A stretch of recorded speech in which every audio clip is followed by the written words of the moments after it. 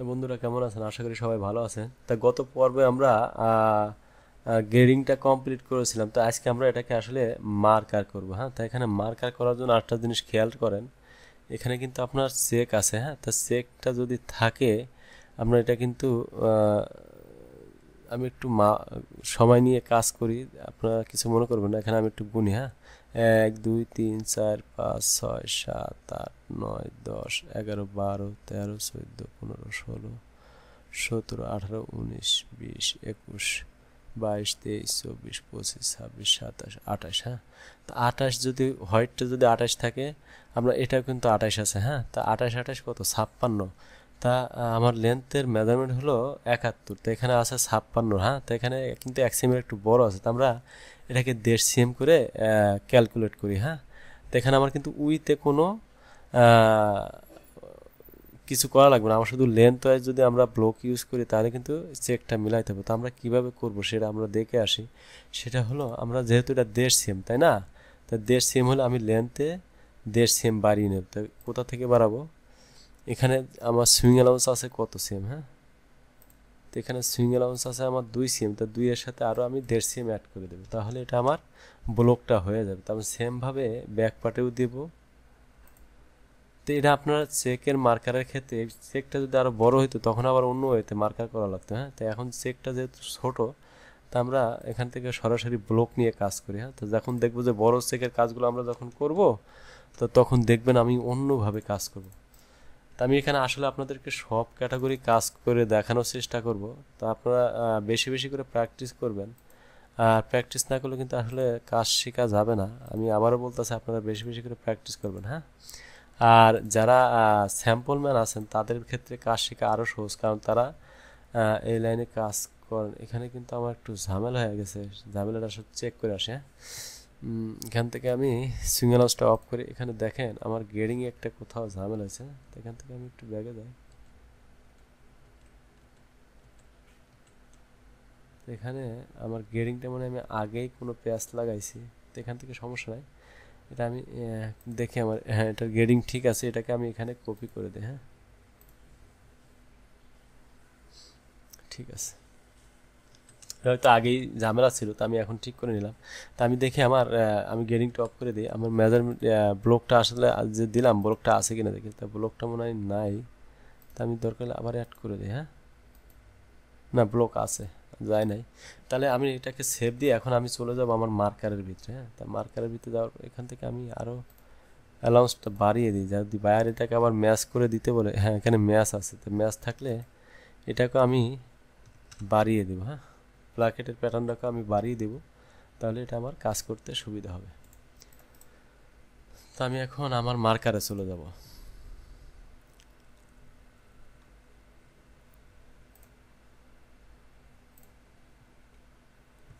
তো আমি যেহেতু আমার প্যাটার্নের ভিতরে ব্লক নিয়েছি, আমি মার্কারটা কিন্তু এখন র্যান্ডমলি করতে পারবো। হ্যাঁ, তো যদি ব্লক না নিতাম, আমার এই চেকটা যদি 10 সেম কিংবা 12 সেমের হইতো, তখন কিন্তু আমার ম্যানুয়ালি মার্কার করতে হচ্ছে। যেটা আমি গত পর্বে লং স্লিপে একটা ফ্লো শার্টে আপনাদেরকে মার্কার করে দেখিয়েছিলাম, অনেক সময় লাগে।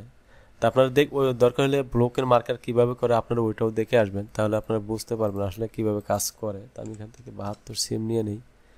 আমি এখান থেকে আমার সফটওয়্যারটাকে ওপেন করি।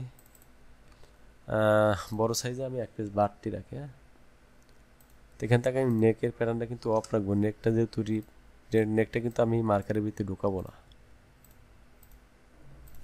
তো এখন আর একটা গুরুত্বপূর্ণ বিষয় দেখেন, সেটা হলো আমি প্রত্যেক পর্বে আপনাদেরকে বলে রাখি, কারণ কে কোন ভিডিও দেখবেন আমি জানি না। তা প্রত্যেক পর্বে আমি এই জন্য মেনশন করে দিয়েছি, যারা কস্টিং মার্কার করবেন তারা অবশ্যই মার্কারের ভিত্তিতে এক্সট্রা সিঙ্গেস অ্যাড করে দিবেন। কারণ আপনি যখন প্যাটার্নটা করতেছেন, এই প্যাটার্নে কিন্তু একটা ইনিশিয়াল স্পেকের উপরে আপনি কাজ করতেছেন। হ্যাঁ, তা আপনি এই প্যাটার্নের উপরে, এই স্পেকের উপরে যখন স্যাম্পল সাবমিট করবেন, তা বাইরে কিন্তু আপনার লেন্থে কিংবা উইথে 2 সেম মেজারমেন্ট বাড়াইতে পারে।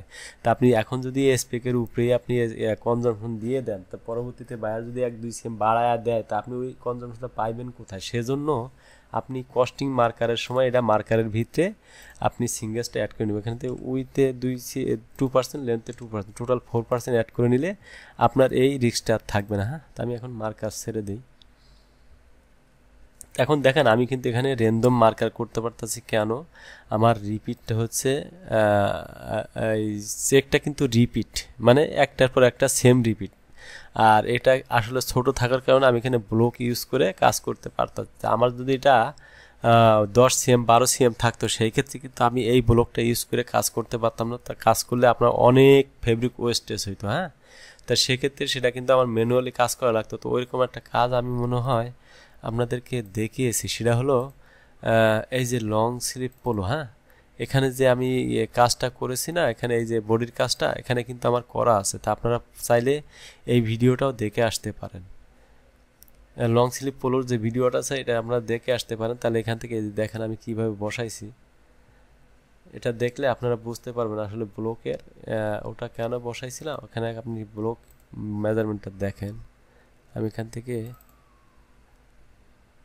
এই যে দেখেন এই যে বড় বড় চেক। হ্যাঁ, তে বড় বড় চেক থাকলে কিন্তু আপনি, আমরা এখন যেমন ব্লক ইউজ করে কাজ করছি, আপনি কিন্তু ব্লক ইউজ করে কাজ করতে পারবেন না। তখন আমরা কি করছিলাম দেখেন, এখানে কিন্তু সব পেয়ার পেয়ার করে বসিয়েছিলাম, কিংবা আমি এখানে কিন্তু এই যে স্কেল বসিয়ে নিয়েছিলাম। হ্যাঁ, এই যে চেকের মাপে স্কেল বসিয়ে নিয়ে কিন্তু আমরা মার্কারটা করছিলাম। তা আপনারা দেখবেন যারা ব্লক মার্কার করবেন এটা দেখে আসবেন আমি কিভাবে করছি। এটা করলে আপনি কোনো রিস্কে থাকবেন না, আপনি অনায়াসে কস্টিংটা দাঁড় করাইতে পারবেন সুন্দর মতো। তো আমি এখান থেকে আমার মার্কারটা কমপ্লিট করলাম। আপনার কস্টিংয়ে দেখবেন 87 88 যেটা আসে এটাইতে দিয়ে দেবেন। আর যখন ফাইনাল বাল্কে যাবেন, বাল্ক বুকিং যাবেন, তখন এটা যত উপরে উড়াইতে পারেন। হ্যাঁ, তো আমি এটাকে সেভ দিয়ে নেই, এটাকে আমি হ্যান্ডলি টির ভিতরে সেভ দেবো না। তো সেমভাবে আমি মিনি মার্কারটা আউটপুট করে নেই, আমি বডি মার্কারটা আউটপুট করতে, আর রিপটা আমরা এটা র্যান্ডম যেটা থাকে 100 গ্রাম আমরা ওই হিসাবেই দিয়ে দেবো। হ্যাঁ,